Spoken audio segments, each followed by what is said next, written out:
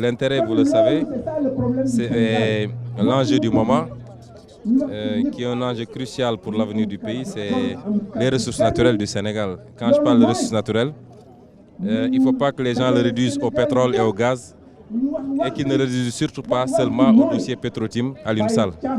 C'est un dossier beaucoup plus important, beaucoup plus large, qui concerne la gestion de nos ressources halieutiques, on n'en parle pas suffisamment, la gestion de nos ressources forestières, puisqu'il y a un déboisement massif, la gestion de nos ressources pétrolières, gazières, mais le zircon également, le phosphate, tout ce qu'on a comme ça, y compris l'or de Sabodala.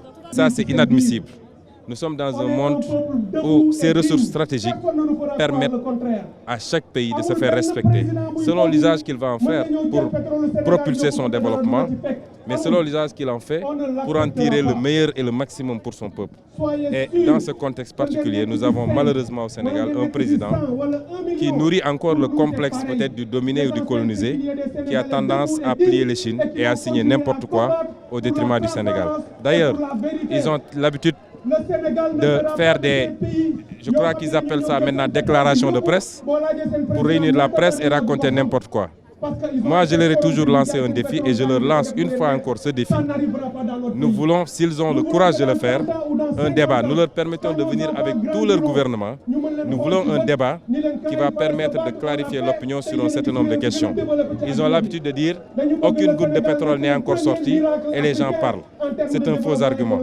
Ils ont l'habitude de dire que le Sénégal gagnera plus de 50% de ses ressources naturelles, ce qui est totalement faux et je l'ai démontré dans mon ouvrage. Et nous voulons, sur toutes ces questions, toutes ces problématiques, si le gouvernement a le courage de le faire, du président de la République à son ministre chargé de l'énergie, à leur service technique, que nous ayons un débat public, civilisé, un débat technique, avec vous la presse, et nous démontrerons aux Sénégalais que ces gens-là racontent des histoires.